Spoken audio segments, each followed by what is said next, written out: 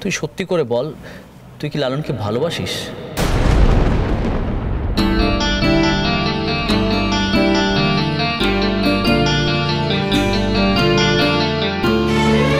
আচ্ছা দেখ, আমরা সবাই তো এখানে খুব ক্লোজ বন্ধু, আমরা এখানে সবাই সবার সব কথা জানি।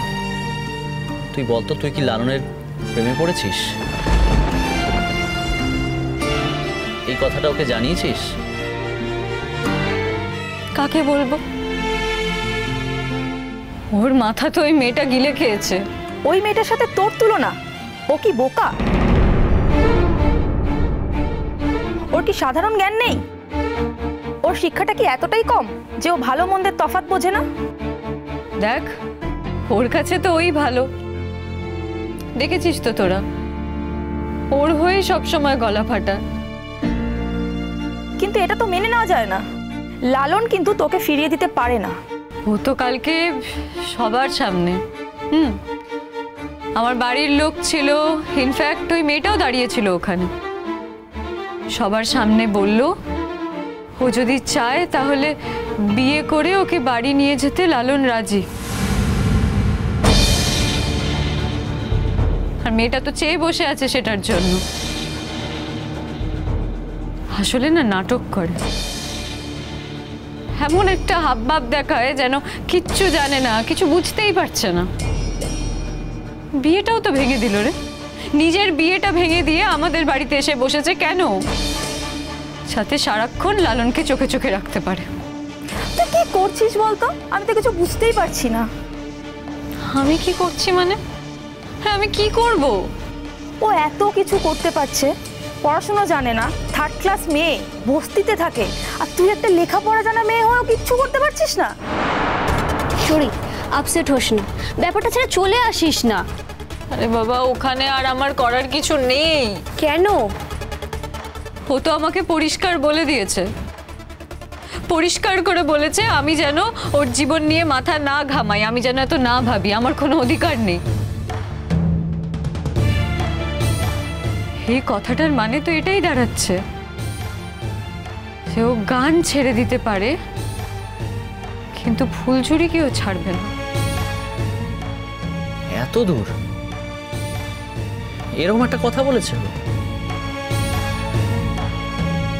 তাহলে তো সত্যি ওর মাথায় কোনো বুদ্ধি নেই। হ্যাঁ, গানটা ভালো করে, কিন্তু শুধু তো ভালো গান করলেই হয় না, গানের জগতেও টিকতে গেলে একটু বুদ্ধি লাগে, সেই বুদ্ধিটা ওর নেই। ও সত্যি একটা ইডিয়েট। এই আজকে আমি আসছি। হ্যাঁ, কি রে, তুই ক্লাস করবি না? না, আমি এসেছিলাম তোদের সঙ্গে দেখা করার জন্যই।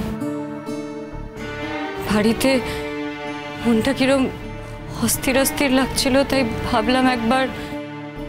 চড়ুই, তুই আপসেট হচ্ছিস কেন? আর তোর আপসেট হওয়ারই বা কি আছে? ছেড়ে দে, যেতে দে ওকে, আর ওই দুটোকেই বাড়ির থেকে তাড়া। তাতে তো ওদেরই লাভ। আমি জানি কি হবে। লালন একটা অন্য বাড়িতে ড্রাইভারের চাকরি পেয়ে যাবে, সেই বাড়িতে ফুলঝুরিও কাজ করবে, তারপর ওদের বিয়ে হবে, ওরা সংসার করবে। তখন তো আমি আর চোখের দেখাও দেখতে পারবো না রে লালনকে।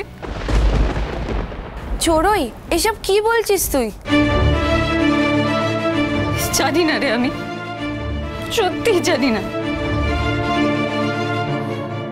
আমার এত বড় সর্বনাশ আমি নিজেই করেছি, সেটা আমি এখন বুঝতে পারছি।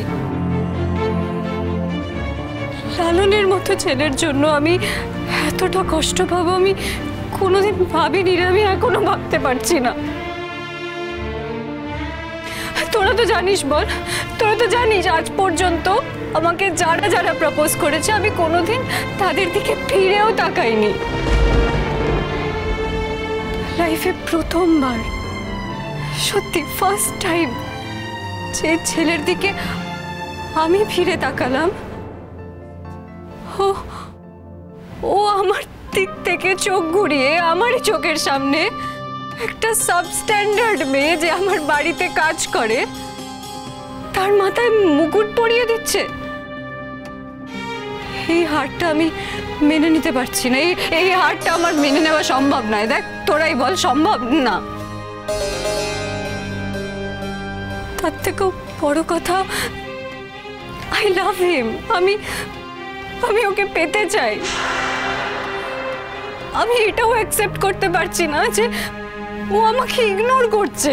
আরে কেন? আমি তো বুঝতে পারছি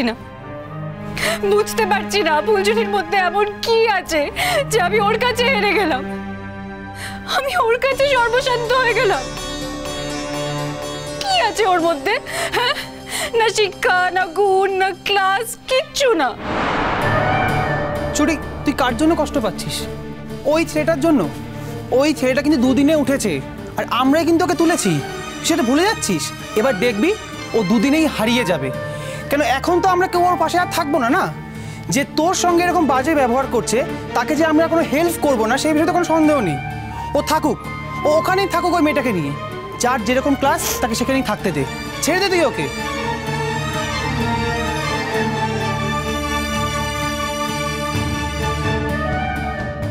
ফুলঝুরি যদি আমার বাড়িতে থাকতে চায় তাহলে ওকে আমি যোগ্য সম্মান দিয়ে নিয়ে যাব। আর তুই কাঁদছিস কেন চড়ুই? আমি তো সেটাই বুঝতে পারছি না। জানি না আমি কেন কাঁদছি। ঠিকই তো বলেছিস, আমার তো কাঁদার কথা নয়, তাহলে আমি কেন কাঁদছি আমি তো নিজেই বুঝতে পারছি না। আসলে কি বলতো, আমি এটা কিছুতেই অ্যাকসেপ্ট করতে পারছি না যে ও আমাকে রিফিউজ করেছে। আমাকে আমার সামনে, আমার বাড়ির লোকের সামনে ও এটা বলেছে যে ও ফুলঝুরিকে বিয়ে করতে চায়। এত বড় অপমান আজ পর্যন্ত কেউ করেনি রে আমাকে, কারোর সাহস হয়নি। সেই অপমানটা লালন আমাকে করলো। আমি ভাবতে পারছি না, আমি সত্যিই ভাবতে পারছি না ওর এতটা সাহস ও আমাকে এভাবে অপমান করলো। আমি ভাবতে পারছি না, সত্যি ভাবতে পারছি না।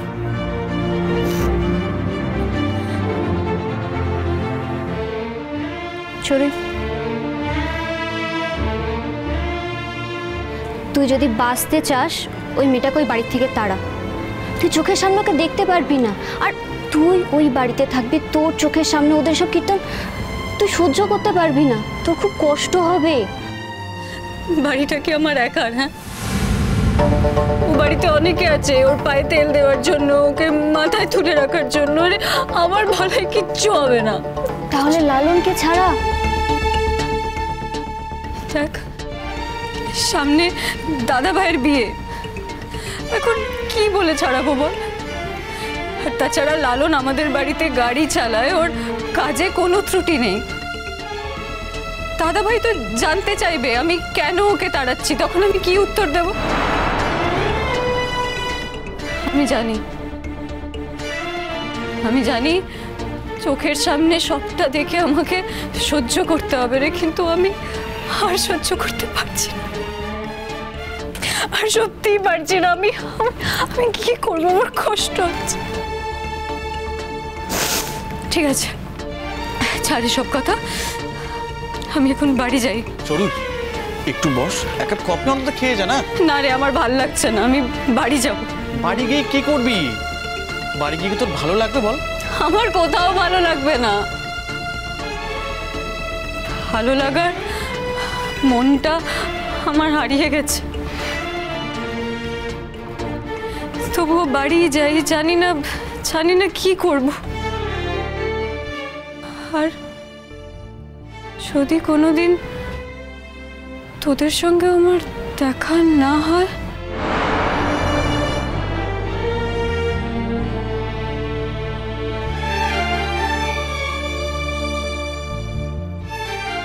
কি বলছিস কি এসব? আর কোনোদিন দেখা না হয় মানে? ও, আমি কি তাই বললাম? সরি, আমি নিজে কি বলছি আমি নিজেও বুঝতে পারছি না।